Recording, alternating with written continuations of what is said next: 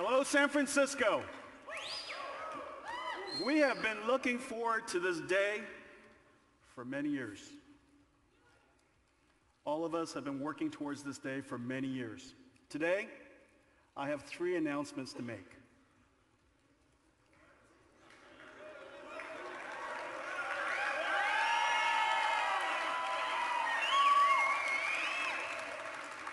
We're going to announce a revolutionary television, a game console,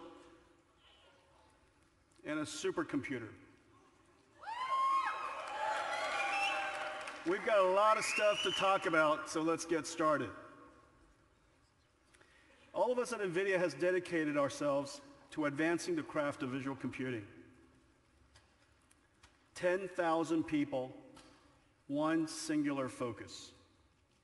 And it's taken us on an incredible journey.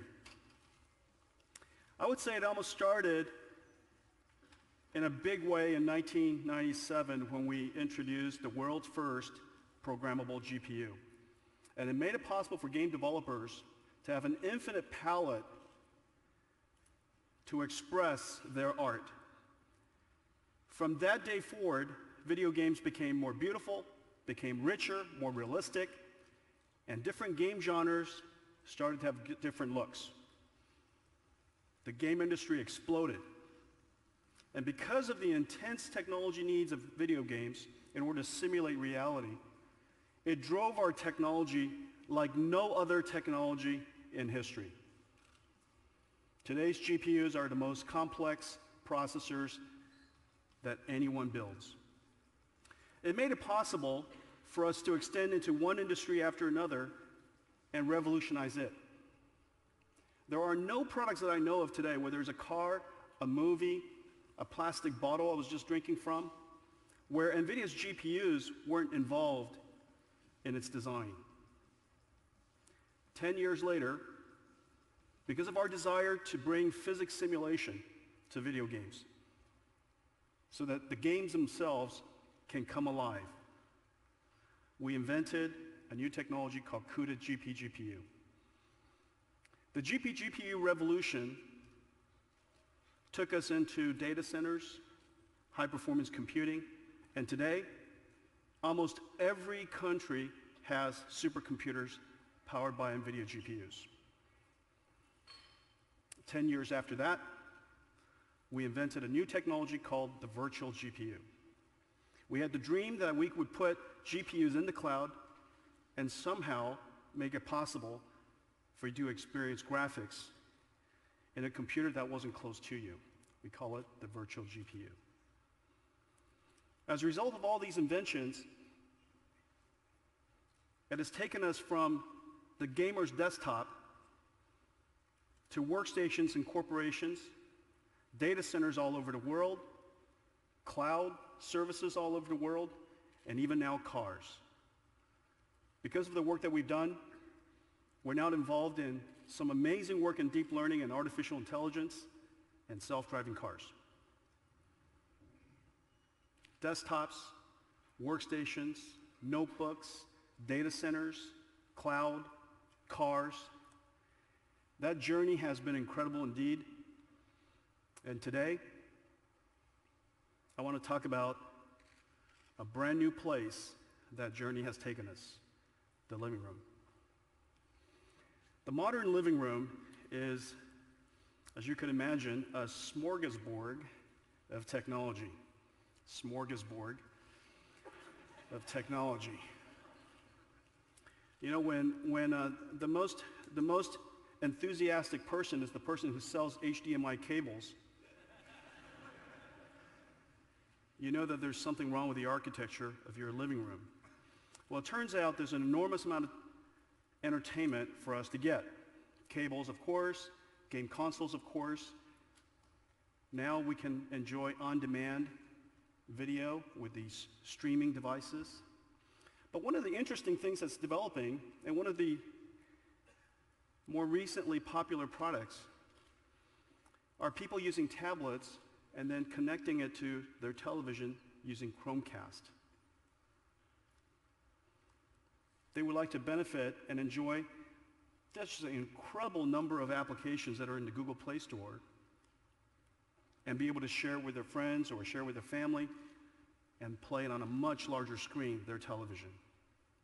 I think this is just the tip of the iceberg and signs of things to come.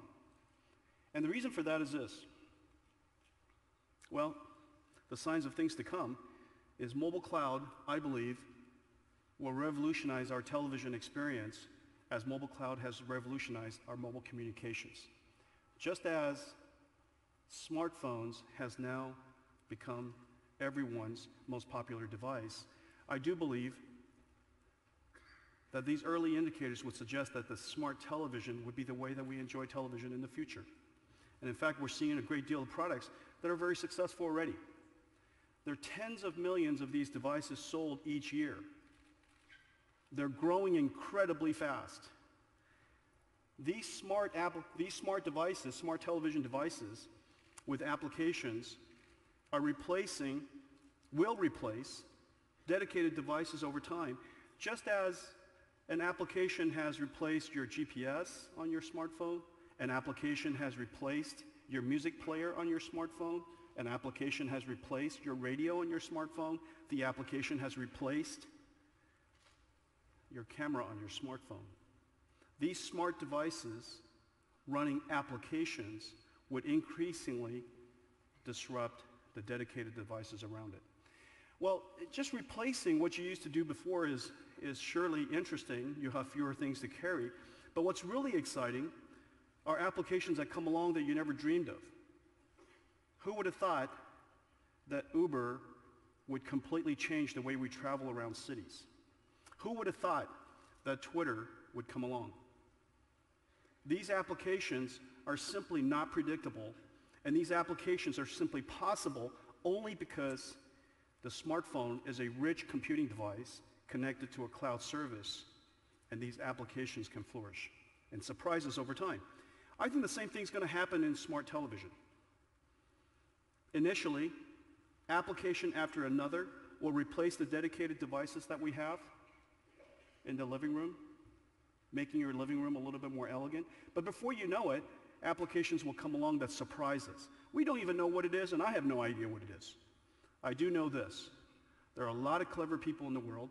If they only have access to a rich computing device, a large screen, and a cloud store, amazing things can happen. Well, this is a very, very fast-growing segment. I believe that someday everybody is going to want a smart television experience. Everybody will want a smart television experience. This is likely a multi-billion unit market. It is just the beginning. I believe we can make a unique contribution here. So, ladies and gentlemen, today we are entering and introducing Nvidia's first living room entertainment device, the Nvidia Shield.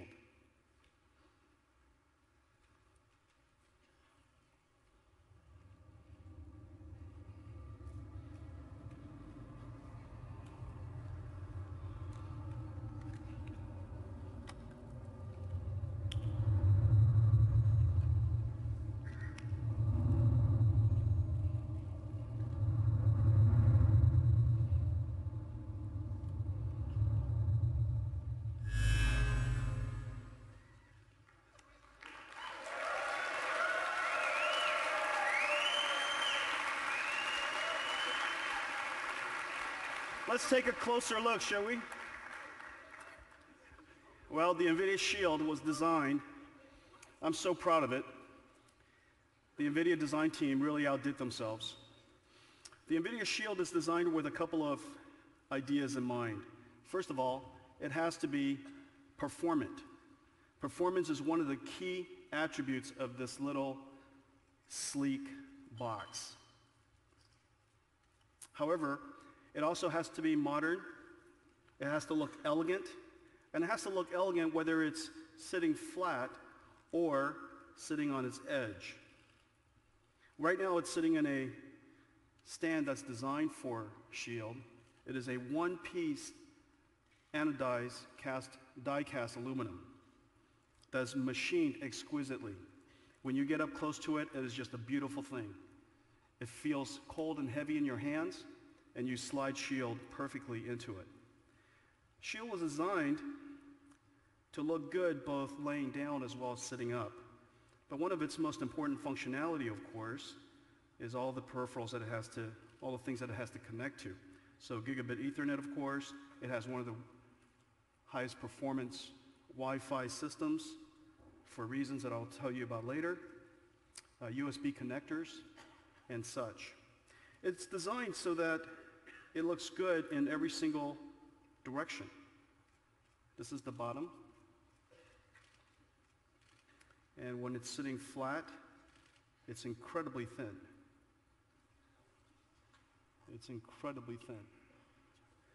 And of course, you can enjoy it whether it's sitting flat or standing on its edge. I think when you pick it up, you'll discover that this is a device that, although looks elegant, in fact, it's a different shape on each side. Ladies and gentlemen, the Nvidia Shield.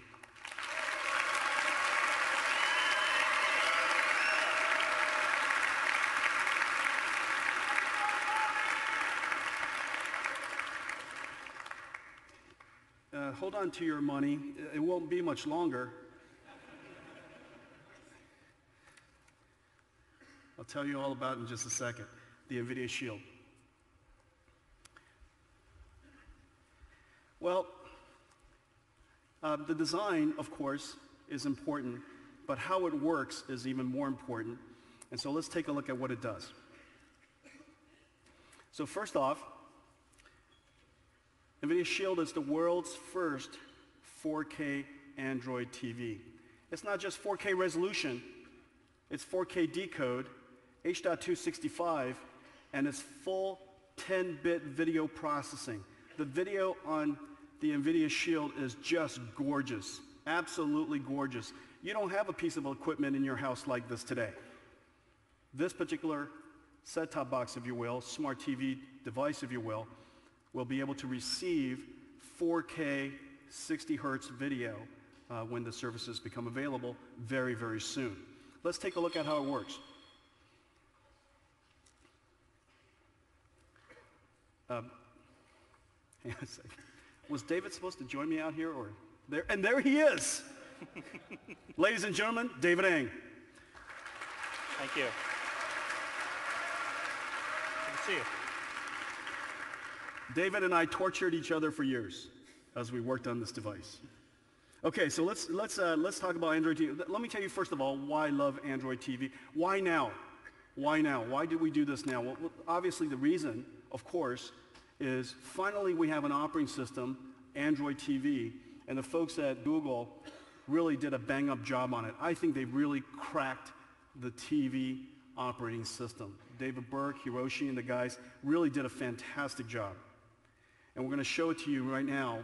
But there are 4 things I really love about Android TV. Number 1, it's based on the most popular operating system in the world. 1 billion devices were shipped last year using Android, and billions are in use. The second that I love about it, of course, is the richness of the store that is connected to the Android operating system, Google Play. The entertainment applications and the services, the largest in the world. The third thing that I love about it is that it syncs with all of my other Android devices. So if I buy music or buy movies or whatever it is, it's all available on all of my devices. And then lastly, it has this incredible voice search. It's just incredible to talk to your TV. I sit there and, of course, I'm testing this device, and it just gives me hours and hours of great joy. The serendipity of the places that it takes you, the funny things that you say and it comes up with, the funny things it comes up with that you didn't say. It's amazing. It's just really, really just hours and hours of fun. Hours and hours of fun. So let's show it to them now. Sure. All right, so David, the first thing I'm going to show them is, of course, playing movies. All right. Let's take a look at Avengers. Avengers, our favorite movie.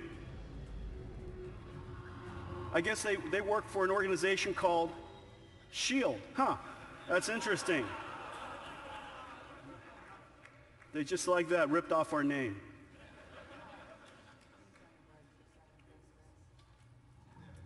But you know what's really amazing about this, of course, we can watch movies, but if this was backed up by something that Google would do, imagine what it could do. Wow, look at that. Chris Evans. Well, you know, he's interesting, but keep going a little bit more. Really? Okay. All right. So let's Scarlett Johansson. What happens there? So she is an American actress, a model, and a singer. Huh, didn't know that. Okay, and then let's go down a little bit. All the movies that she's in. Lost in Translation, fantastic movie. Fantastic movie. I didn't know that she was in Home Alone 3. Really? I think that's her there. Is that her? Okay. Chef, that makes, yeah. Island, one of the must miss movies. Keep going. Okay, just The Prestige. I gotta say a few words about that. Really gotta watch that. Girl with the Pearl Earring was pretty good. Okay, and then what else? And of course a bunch of YouTube things. You know, just incredible. And so you could just search on and on and on and just, you know, go from one place to another place. Well, let's go do something else. All right. How about some music? Okay.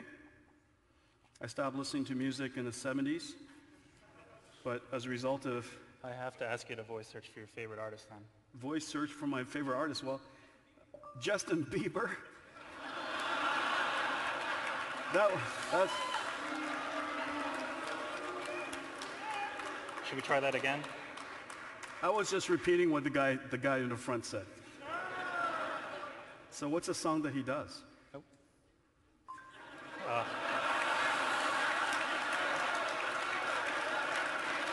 Let's try another artist. Okay, so let's do Journey. Let's do Journey. Well, look at that. It's amazing. He just listens to you and comes up with